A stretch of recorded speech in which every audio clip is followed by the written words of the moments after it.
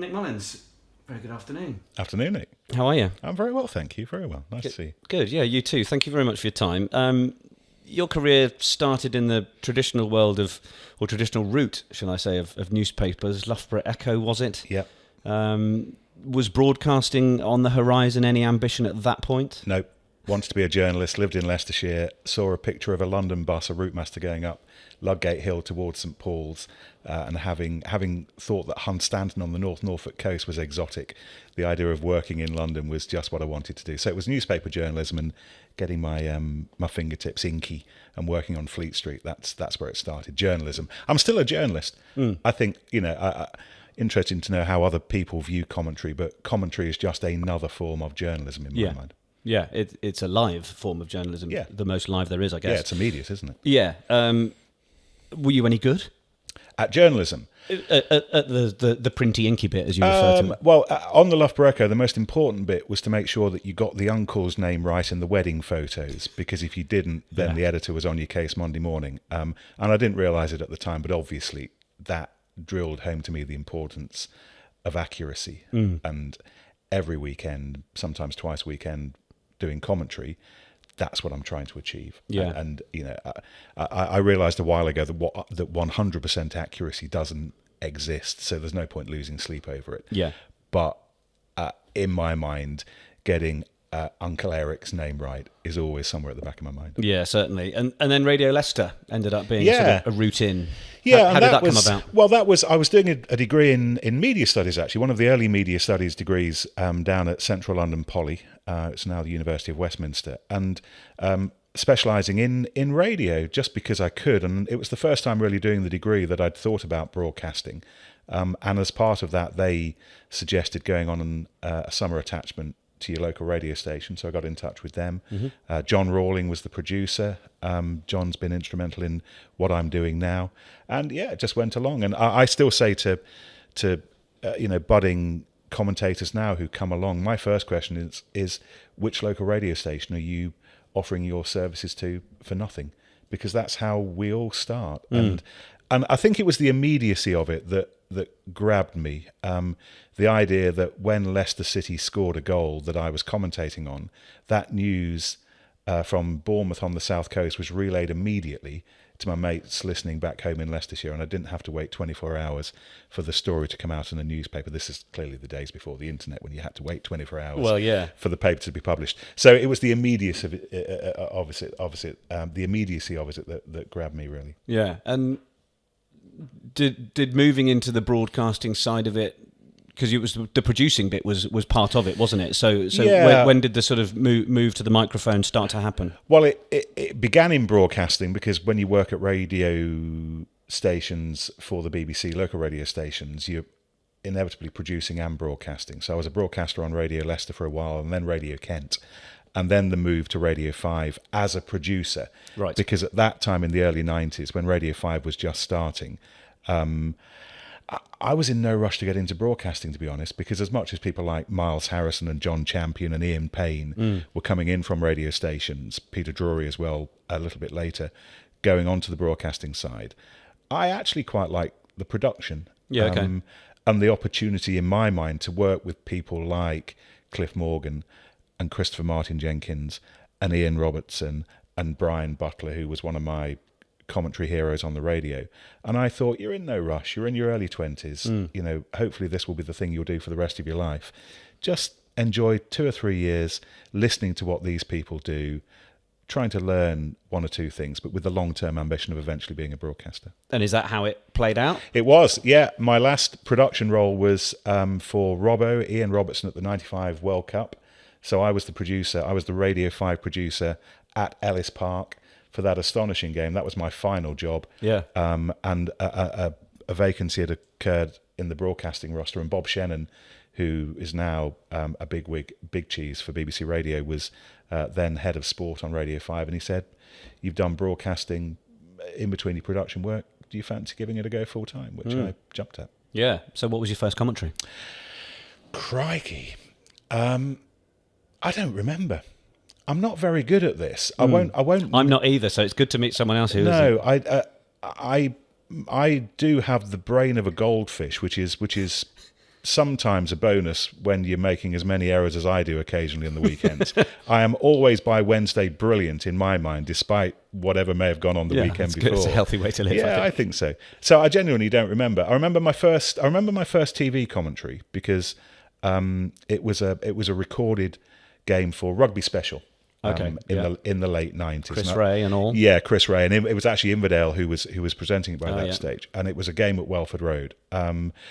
But I'm not one of those commentators, and I won't name names, who knows that this is their 300th commentary. I have no idea how many I've done, and I'm afraid I can't remember my first one on the radio. But would it have been rugby? Were you sort of being framed into anything else at that stage? No, I was an all-round broadcaster, so I was commentating on football predominantly. A little bit of rugby in between, but 5 Live was then and still is, largely controlled by football. So I was doing working alongside Alan Green and Mike Ingham and the great football commentators that they had at the time, doing opening ceremonies for Olympic Games, doing boat races. Boat races are interesting things to do. I know you've spoken to Barry Davis, so you'll have his view on that as a commentary challenge. But I love the broadness that I was getting. I love the broadness that being a producer gave me to soak up everything, that all the brilliance that was in the radio sports room at the time, 3rd floor of Broadcasting House. I was just soaking it up like a sponge. There was a time actually as a producer when I remember, I think it was my first day, Christopher Martin Jenkins had been at the final day of the 5th test between England and the West Indies at the Oval, and I was taking his 40-second voice piece in. And the thrill of knowing that if I pressed that red button on the control panel, Christopher Martin Jenkins would hear my voice, and it was one of the the great moments in my progression through this bizarre business that we work in. Yeah, and without them knowing about it, I was getting the basis of broadcasting just by listening to them. So when I went into broadcasting, it was a broad spectre, a broad spectrum, and didn't really specialise in rugby until Bill McLaren began to move away. So when you got that invitation post World Cup '95, why did commentating appeal? What made you say yes? You've talked about the immediacy of that nature of journalism. Was it the money and the fame? Certainly wasn't the fame or the money at the BBC at the time. Was it a chance to be better than others? I don't know what it is, Nick. It's something I think of a lot. It was just a way of paying the mortgage, really, that I enjoyed. I'm saying to my daughters now, if you can have a job that doesn't feel like a job, then that's something to aim for. And it still doesn't feel like a job to me. I'm watching sport and shouting out names. That's what we do, and it's not onerous. And is there therefore, because I often think where you can get to a point where a job doesn't feel like a job, it's perhaps tapping into a bit more of where your personality or the natural things that you enjoy about your everyday life fit in. So is there a bit of you in bringing that story to people in watching sport and shouting out names that has a natural show off in there? No, I'm absolutely. I would hope that my friends would back me up on this, but I'm absolutely not a show off. I didn't want to be a presenter. I'm not doing this because I want to be famous. In fact, the reason I'm this side of the microphone rather than in front of the camera is because sometimes it's quite nice to get the 209 back from Hammersmith having had too many eating a kebab and no one know who you are. It's only we know where to find you now, though. Yes, the 209 from Hammersmith. I'm the bloke eating a kebab on the back seat. But I quite like that. I like that anonymity. I know when I wander around with people who are front of camera and they get recognised a lot, I would hate that. Absolutely hate that. And I'm sure you're the same. When you talk to people, they'll suddenly go, "Crikey, I recognise your voice. That's you, isn't it? You sound just like Nick Mullins on the telly." And I'm going, it's a number of people have said that to me in the past. But no, it's not about showing off. It's not about the fame. I'm not entirely sure what it is, which is not the answer that no, you that's want. fine. But I just feel comfortable. I feel comfortable doing it.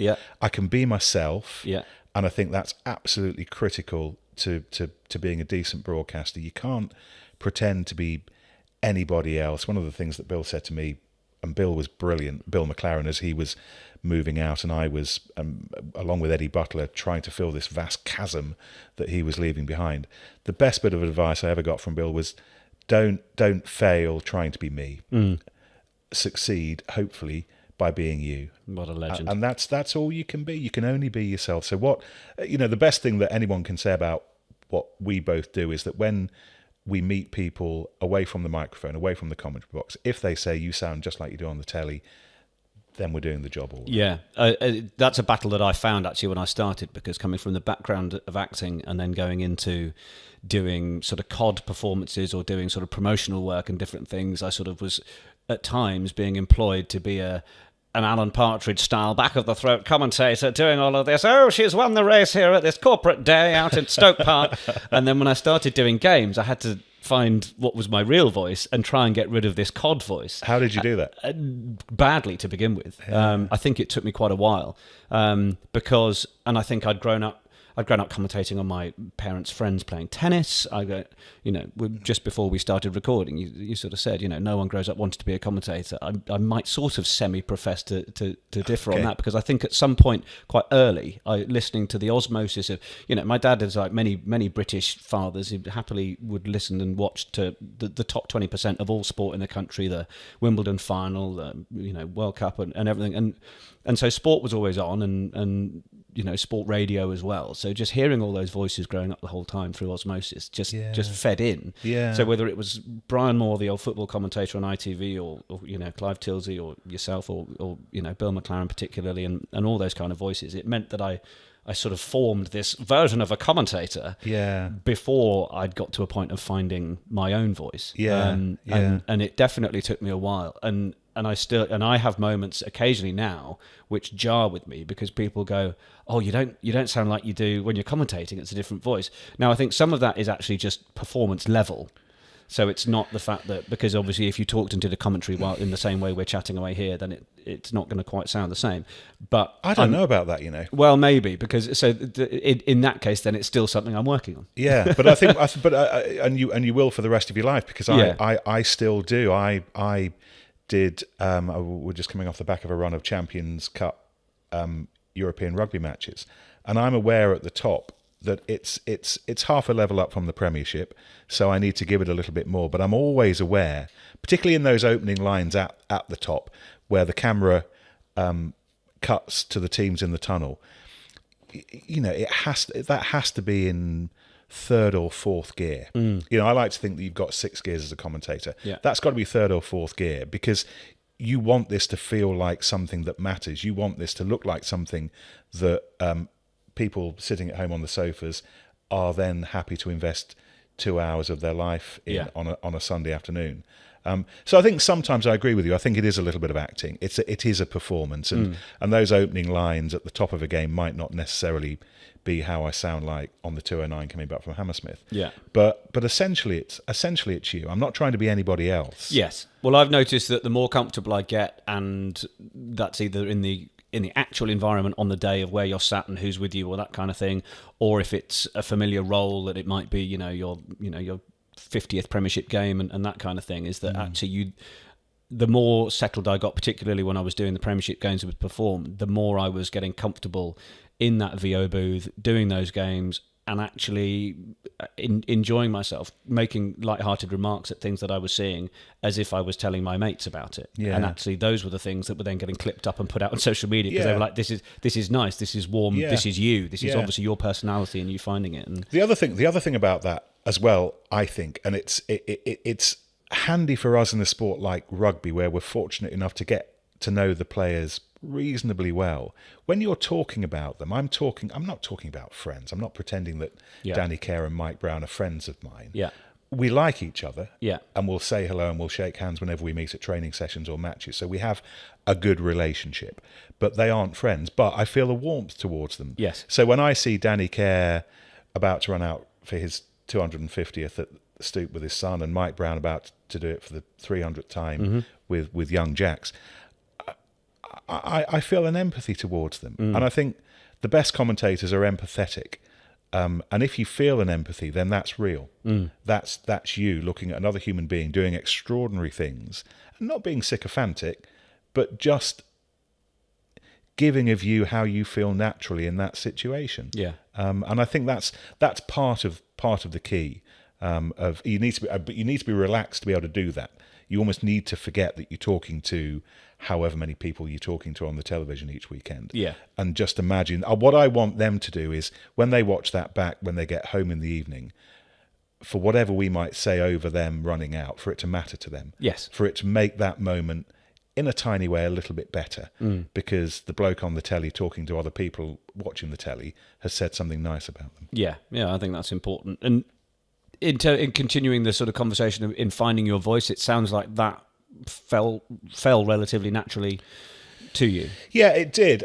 Because I think it's actually interesting. You talking about listening to other people. I would, the old listening under the bed sheets to Ian Darke commentating on boxing in the old days of Radio 2. You old perv. Darky does not occur in my dreams. I've got to be sorry, Darky, but lots of admiration. But you were not my dream man. But yeah, I'd listen to Brian Butler and Peter Jones in particular. Peter Jones absolutely inspired me, I guess, to do what I do now without me realising it. You're going back to your earlier question about why I do it. I guess it's because I enjoyed listening to those who did it when I was growing up, wrapped up by sport.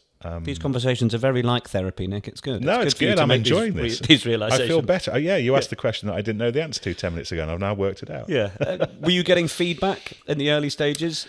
Not so much, no. And I think one of the things you have to be as a commentator is very self-critical, because generally speaking, people will have views on whether you're good or bad, and it comes as a little bit of a shock when you start to do it to a wider audience to realise that not everybody loves you quite as much as your mum does. Yeah. That takes some digesting. But the reality of what we do is that very few people understand what the challenge of what we do is all about. So people can say, I like you as a commentator, but I don't know whether they'd be able to say why they like you as a commentator. Perhaps it's easier to give reasons for dislike. But even if and I don't often do it, but even if I'm talking to my bosses at BT or ITV, I don't feel confident enough to go to them and say, how can I be a better commentator? Because I'm not sure that they would know. They will have a view on what they like to hear. Yes. But I think technically we're a very odd, fairly small bunch of people who go around watching sport and shouting out names at varying degrees of volume.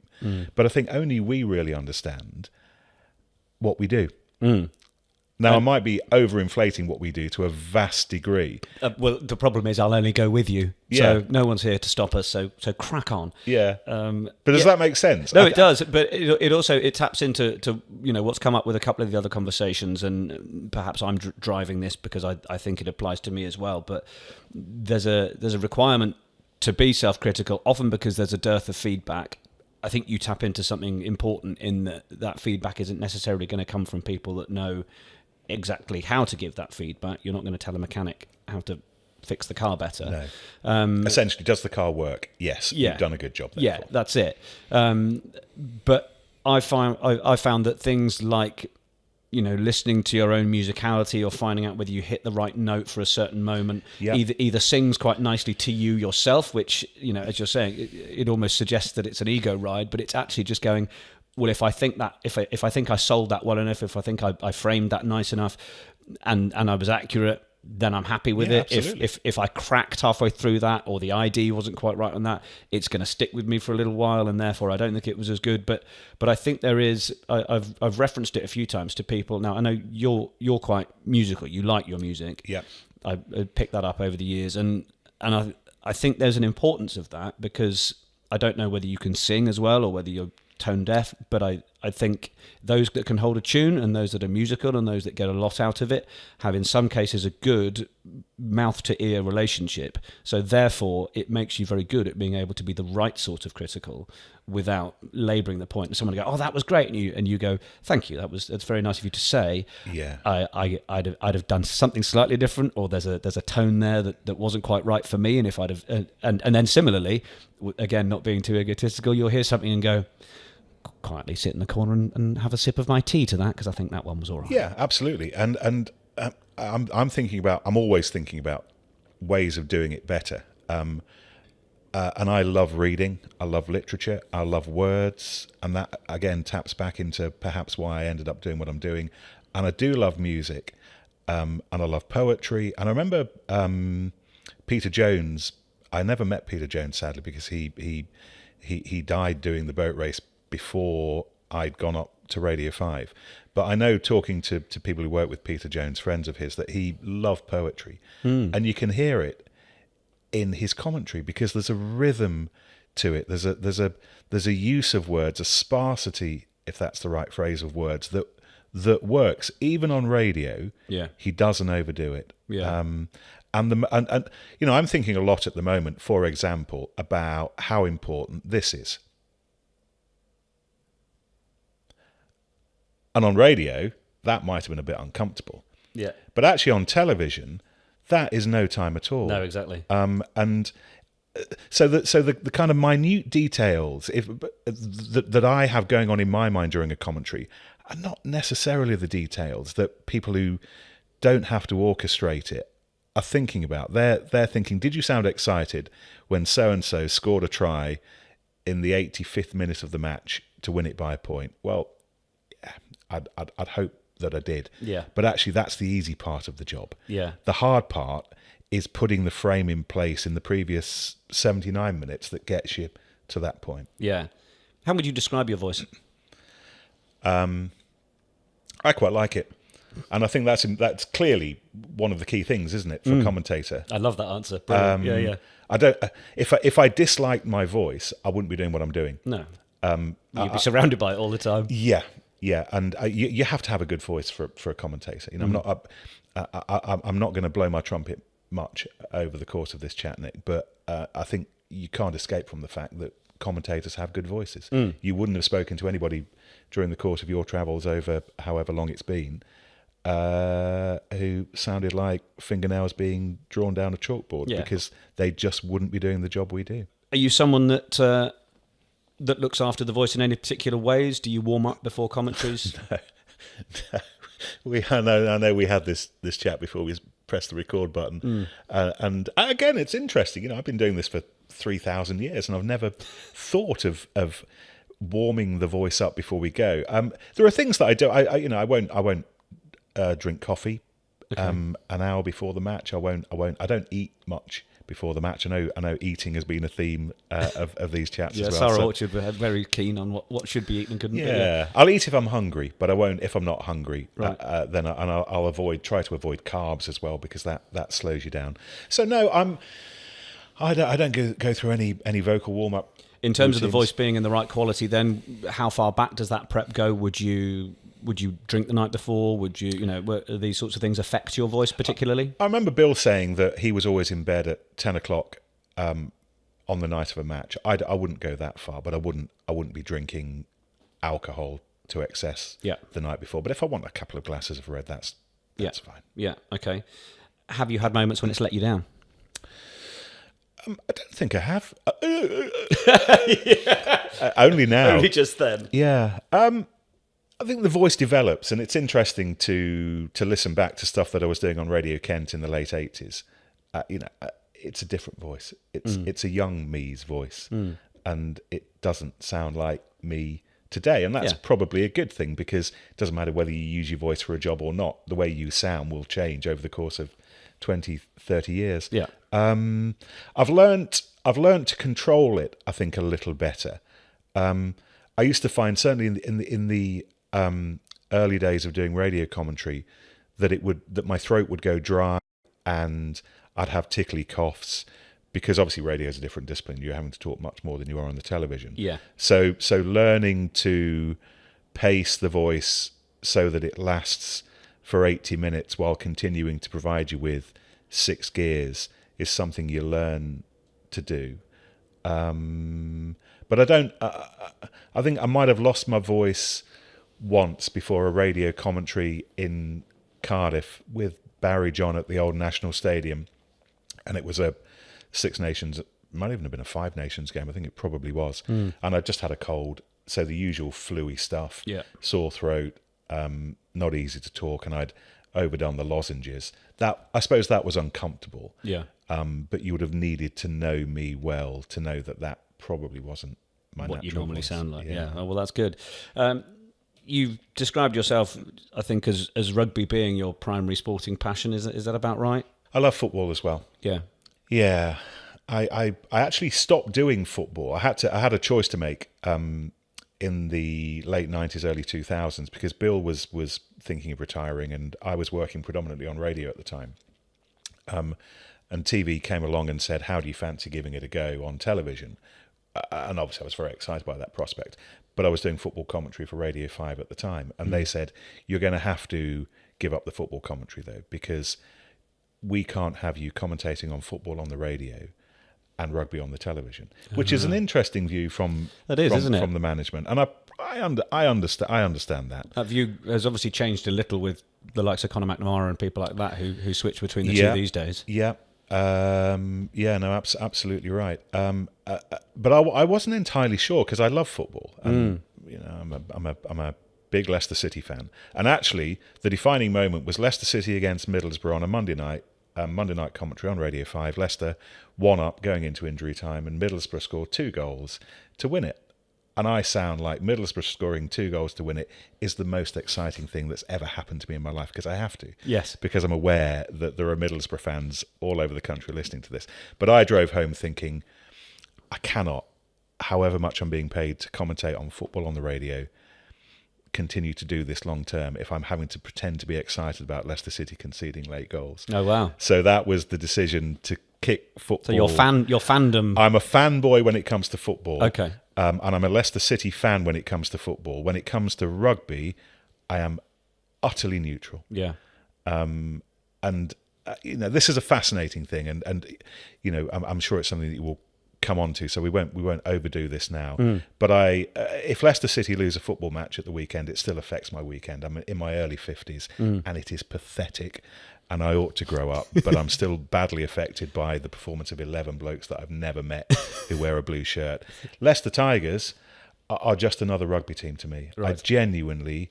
Did you ever form a bond with them before? Oh, I was a fan, of course I was. Yeah, I was growing up in Leicestershire, so first time I came to London on my own was to watch them in John Player Cup finals in the early 80s. Great. I met my first girlfriend standing on the Crumbie Stand Terrace at Welford Road. So no, I was a Leicester Tigers. What a story that I was a Leicester Tigers fan. That's another podcast coming soon. There you go. Ladies you met at the live rugby. on the Crumbie Terrace. But I've not found it hard to leave my fandom for the city's rugby club behind for reasons that we might go into, but it becomes a job, so therefore whether Tigers win or lose at the weekend really isn't one of my priorities.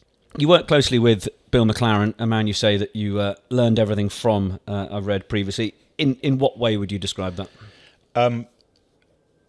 Most importantly, I think two things. One, preparation. Bill was the bloke who taught me that time on touch lines, getting pneumonia in the rain, is never time wasted, for a number of reasons. One, it allows you to recognise players, and that's our key job. The first job of the commentator is to identify, and you can only really do that properly by watching them run around during the week, checking backsides from 50 metres, looking at hairstyles. So the preparation was one, and the other one was, again, just the empathy. Bill loved what they were trying to do, and I think one of the most important things for a good commentator is to be balanced, to be open-minded, but to look for the good things, to look for the positive things, because we're watching people doing extraordinary things. And my least favourite commentators are commentators who give the impression that they could be doing it better, which is utter nonsense. Yeah. So Bill prepared, Bill loved his sport, and he loved the people involved in it, and I think that came across. And I think that helps you project a warmth and a passion for what you're doing, particularly if you're investing time in it during the week, watching them prepare for their Saturday, Sunday afternoon. Yeah, and something I think Bill did well, he gets the plaudits for the fun lines and the various things, but in a complicated sport like rugby, for me it was the fact that that he could have my late mum on the edge of her seat screaming, because he'd done enough to explain what had just happened, what might be about to happen, and what to look out for. Yeah. And those little bits of detail, I think he was one of the best at. Well, they've got the ball into the corner here, and you just keep an eye on so and so who might be coming in, and here they go. Yeah. So you were ready to go with him as to what was about to happen. So even if you didn't need to know all the laws, he'd given you a little bit of detail as to what was coming, and you were involved, and therefore you were on board. And I think that was a quality that often, with all of the sort of roaring headlines that he used to make with all the fun, is sometimes forgotten, because actually his class was bringing everybody with him. Yeah. I love those lines. Actually, his use of Doddy Weir, the charging giraffe type stuff, and baggy up aboard a burn, impacted on me in the early years, because that advice of his to not fail trying to be him had a huge impact. And as a result, it was absolutely law number one to never use an animal analogy, because it would be Bill. I've kind of loosened up on that now, because I've been doing it long enough for hopefully people to realise that when I do that, it's not me trying to be Bill. It is the image that I genuinely see in my head. Yeah. Well, and I can think of a recent one where you referred to the Chiefs as the Devon Stranglers, and I was sat at home and I tweeted immediately. It was just like, that's a lovely one from Mullins. And someone could say, oh, that's such a Bill McLaren style thing to do. Yeah. But ultimately it was so you, and so the way you said it, and I was just like, that's yeah. I think hopefully when you've done it long enough, you earn the right. Or at least you're strong enough in your own mind to say, no, that's not me trying to be Bill, or that's not me impersonating Alan Partridge. That's me. Yeah. Now, if you don't like it, well, I'm really sorry. Yeah, yeah. And if you've come up with something quite nice like that as well, there's no reason to censor it. No, absolutely not. Absolutely not. But paints a nice picture. Yeah. What interests me about Bill, and Bill was the best of his generation. I'd like to know, and he may well still be the best of his generation now, what Bill couldn't do now is commentate the way he commentated then. Agreed. Because the challenges that we have with the extra voices in the box, with now not just one extra voice, but two extra voices, and another voice with the referee that we get dog's abuse for if we talk over the top of. Bill isn't in control of that commentary box in the way that he was in the 60s, 70s and 80s, when essentially it was his voice, and every half an hour he'd allow dear old Bill Beaumont to get 5 seconds in. It's different now. We're much more orchestrators, I think. We're much more conductors of a bigger group of people within the box in a way that Bill wasn't. Well, Barry Davis was interesting talking about when he first started alongside David Coleman. And he said there was one microphone. So his actual job to begin with was to try and wrestle the one mic off David Coleman to be able to say what he wanted to say. And he said that was a massive challenge. Yeah. Well, I know if you talk to Bill Beaumont about his memories of commentating alongside Bill McLaren, it's of looking at the back of Bill's head with his shoulders turned away from him because Bill was looking at the TV screen. Yeah. Bill would be brilliant, but it's a slightly different job to the one that Bill did. Yeah. So you mentioned Bill talking about the preparation and the focus on that. You've done football, for radio. These days you're doing the tennis and the rugby, and you've done the boat race as well. How does the prep sort of vary? There's a formula to it. There's a Monday, Tuesday, Wednesday, Thursday that I do each week when it comes to rugby, and it involves just being around the people and looking for the humanity in what we do. I won't bore you with how I structure my day schedule, and how I structure my week, but it's essentially talking to people face to face, finding out what's on their mind.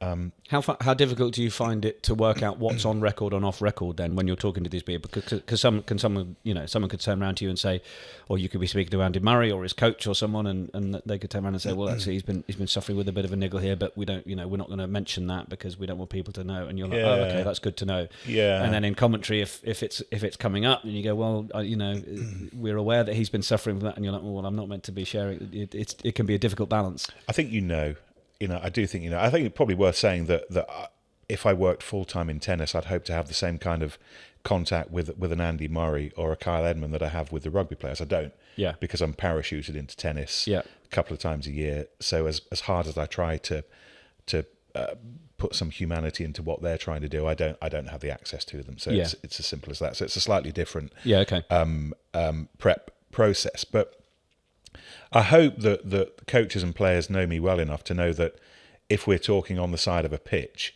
unless they say you can't use this because this is brilliant gossip about so and so, everything is on the record. Yeah, okay. But you do develop you'll know this, that there's an inbuilt thermometer that allows you to know when stuff is too hot for broadcast, and most of what people talk about I can use on Saturday and Sunday. Yeah, I would agree. The big moments then, as a commentator, you've got to nail those, and it's things that people will remember. How much forethought or writing of lines have you ever done? Those two are different things, obviously. They are. I think about it all the time. A commentator that doesn't think about how he might describe the All Blacks, Richie McCaw, lifting the World Cup in 2015 isn't doing his job or her job. So to say that I'm not thinking about it would be a lie. I try not to write the lines down because, again, I think you can hear it. And the problem with writing lines down on television is that the line that sounds great in the living room here in southwest London might not be appropriate or applicable for what we're seeing, particularly on television at the time. And I remember having this conversation with Barry Davis about it, and the contrast between him and Motti. I don't know Motti anywhere near as well as I know Barry, but I understand that Motti's approach was to, particularly at the top of a match, to script a lot. And he would read those lines perfectly understandably over the set shots of team in tunnel, captain, teams run out, referee, kick-off. It's all fairly formulaic, the way television structures these things. Barry Davis was very much of the opinion that the director shows you a shot and you try and find something interesting to say about it. Now, Barry's a genius. And he can find something to say about it without necessarily having given it much thought. I'm not. I'm a clot. So I certainly write the top of mine a little. I'm particularly over those shots in the tunnel, which are the bits.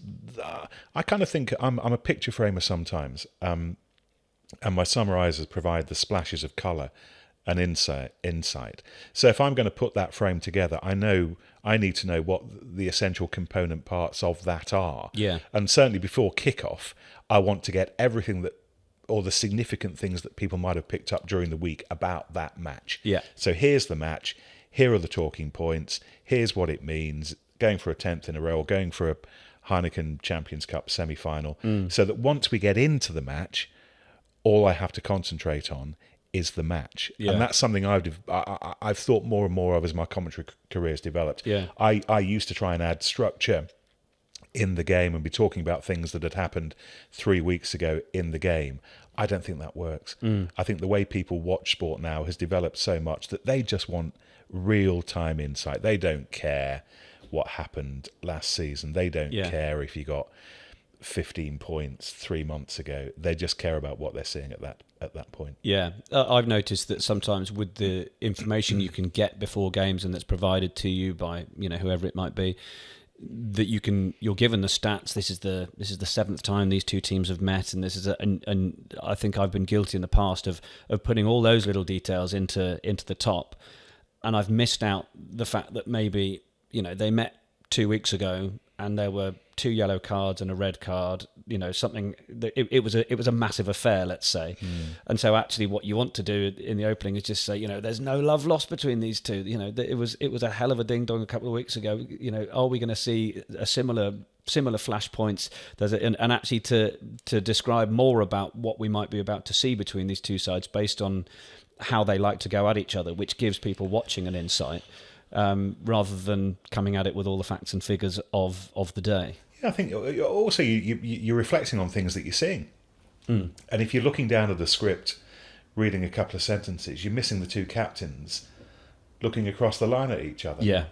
Or shaking hands or smiling. Or, again, you're missing the humanity. I'm one of the closest relationships I have on the BT Sport and ITV team is with a brilliant bloke called Adrian Hill, who is our statistician, and he's the chap who sends out all the facts and figures before each game, and he works so hard. He's one of the hardest working people on our team.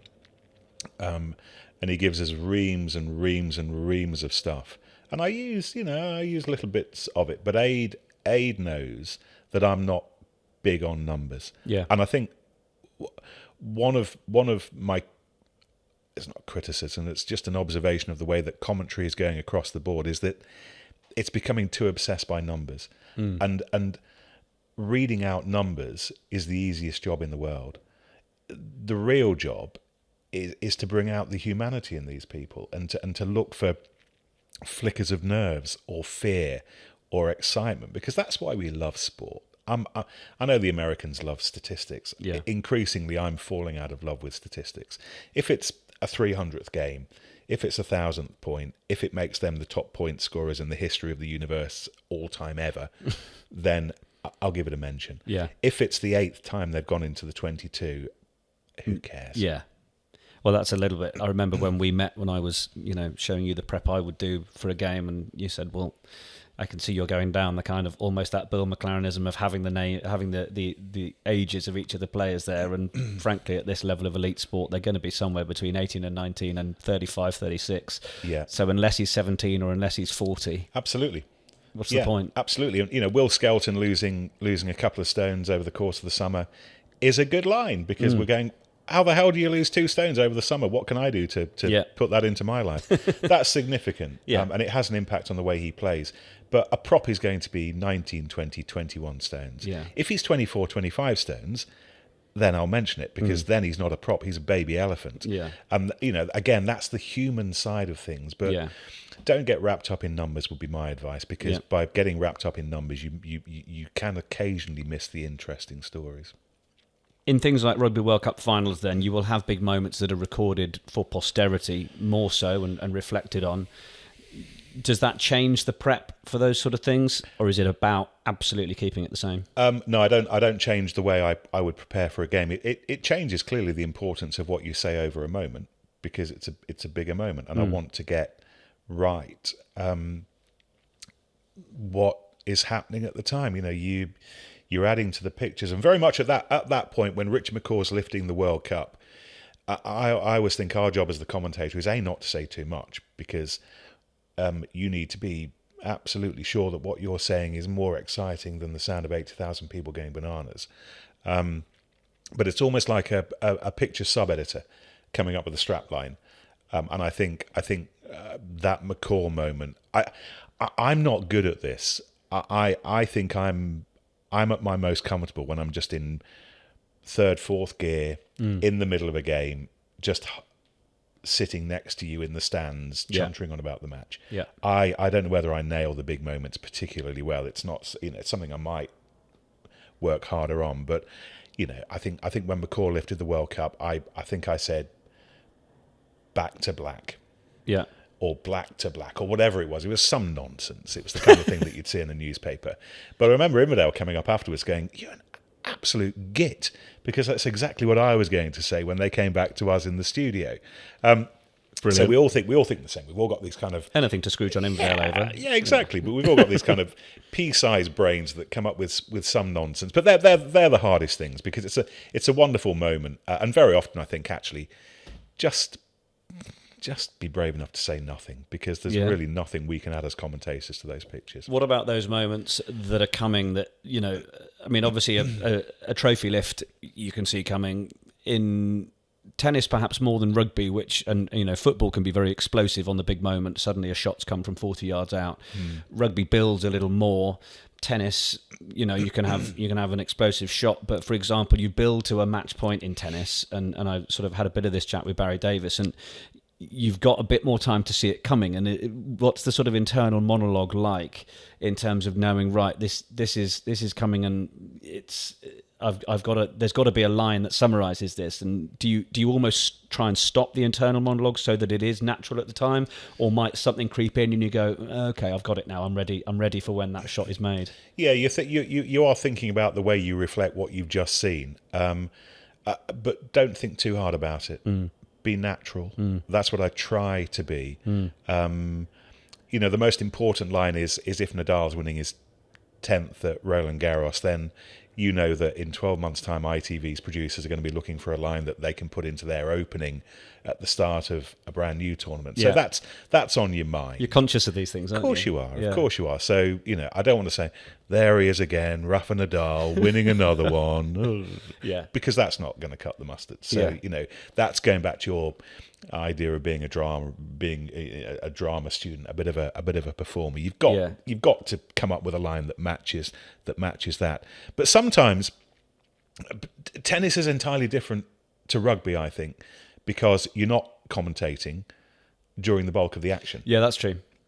It's a moment's reflection. It's a moment's reflection, which is why Dan Maskell was so brilliant at it, because very often in commentary at the end of if it's a Federer lob from the baseline at the end of the most extraordinary rally, sometimes your natural reaction is just to go, oh, yeah, that's it. Yeah. Because what Barry's done similar. I even said to him, sometimes you'll just go, oh. Well, because it's what... That's all you want. Yeah, what I want to be as a commentator is the bloke that you might sit next to in the stands who doesn't annoy you too much. Yeah. And occasionally says things that you'd not thought about or tickles you. Don't overdo it, don't overtalk. But, for a couple of hours, you don't mind being in their company. What calls have you put the mic down from and thought, not sure I could have done that much better? Have you got sort of moments where you've been happy? As someone who's already professed to not having great recall on all his comments, you might go, I can't remember. Genuinely, there are... I don't have a favourite commentary moment in my mind. It's not what I think about. What I think about is the rhythm, the spacing, identification, clearly.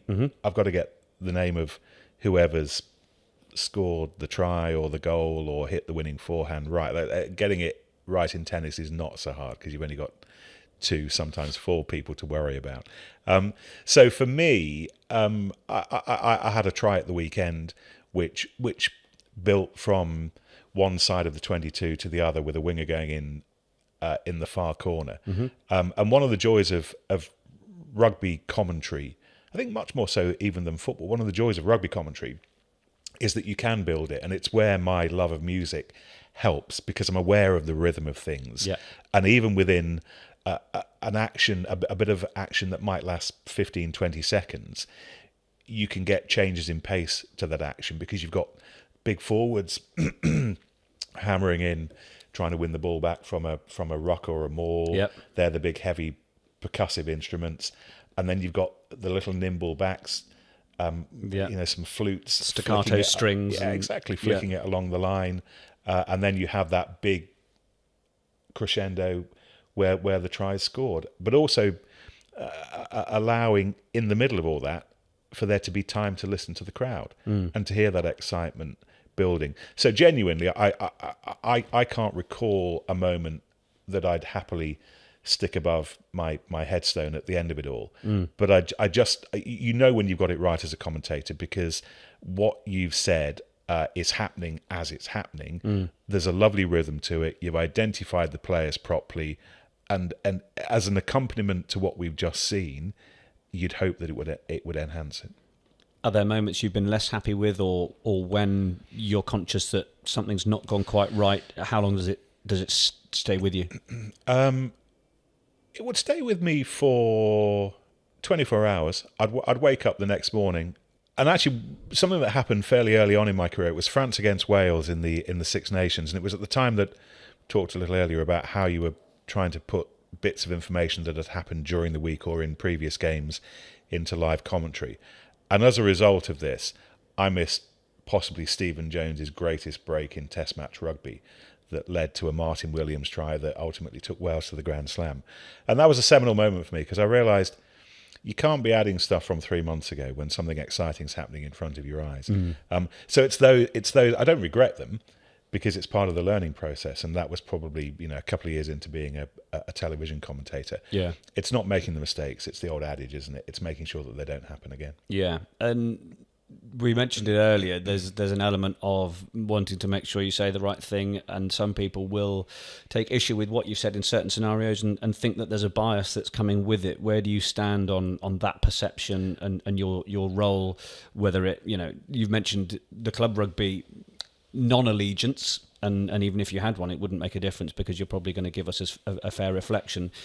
If it's going to be a Lions series against New Zealand or something like that, and you're doing it for a UK audience, then is there going to be a sense of how sensational it is and how great it is that the Lions have won a series? I mean, I don't know. It's whether bias matters. I'm always aware, and it struck me during the Football World Cup that we've become far too much we and us. And there's no we and us in commentary. We're broadcasters. We're broadcasting to everybody. And if you're watching whoever it might be, Wales against New Zealand or Ireland against New Zealand in a World Cup final in Japan, or perhaps even England against New Zealand, who knows, in a few months' time, and you're sitting there with your New Zealand friend, I want to be talking to both of you. I don't want to be only talking to the home nation supporters. We're broadcasters. We're, as soon as you mention we and us, you automatically exclude anybody who isn't we or us. And I just think it's an appalling thing to do. Do you think co-coms are allowed to say any of that, or would you rather they didn't? I wish they wouldn't. Yeah, I'm the same. I wish they wouldn't. Why is it harder to say England instead of we? Yeah. You're employed to be. You're going to have an allegiance. We're not injecting the allegiance out of the co-coms, but they've got to be balanced, and they've got to be there to enjoy the joy of the occasion and not be rooting for one side or the other publicly. We understand who you played for and which country you were born in, but there's no excuse for using we and us in my mind. Moving into the sort of later chapter of our conversation, what would you perhaps like to have commentated on that you haven't had the chance to? I'd have loved to have done, might still happen, who knows. I did the boat race on television for 10 years, and I loved the experience of being around the boat race crews and being on the Thames. And I live in southwest London, so the boat race has always been an important staging post in my year. Yeah. The turn of spring into summer in my mind. And at the end of the Six Nations as well. So there's a nice little continuity to it. Yeah. I would have loved to have done the boat race on television. And when Barry moved across to the world feed, I think it was a choice between me or Andrew Cotter. And I think it was a mix of the accents initially, because Dan Topolsky was the summariser. Cotter's brilliant. I am in awe of Andrew Cotter. Yeah. And they made absolutely the right choice. But that hit me quite hard. But in the end, in their mind, my voice and Dan Topolsky's voice were just a bit too similar. Okay. Or at least that was the reason I was given. They could have quite happily said as well, Cotter's a better commentator, and I'd have lived with that. But yeah, I'd have loved to have done the boat race. What have been the sporting voices that, well, you've touched on those that you've perhaps rated over the years gone by. Who out there do you think is doing a decent job at the minute? I love Jonathan Agnew on TMS. Actually, what I try to do is I still listen to loads, and I think I'm probably an amalgam of lots of people. Most importantly, I'm me. Yeah. But I'm picking up nuts and bolts from other people as well. So when I'm in conversational mood, when I'm slightly jocular, I've got Aga's voice in my head. I love Barry's warmth, Barry Davis's warmth, and his eye for the person. He's looking into the sports person's eyes. He's trying to get into their heart, which I think is what our job is about to a large extent. There are so many now, aren't there? I love Clive. I love Clive's naturalness, his turn of phrase. I love the way Miles builds a match. Miles blocks out a commentary brilliantly. He takes us from phase to phase, from set piece to set piece. He's excellent.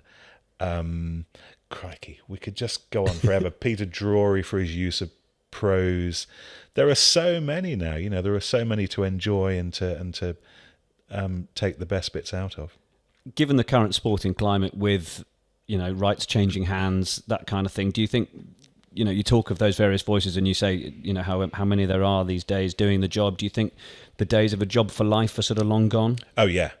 I thought when I'd been at the BBC for 20 years that I'd be there for another 20 years and then happily take my pension.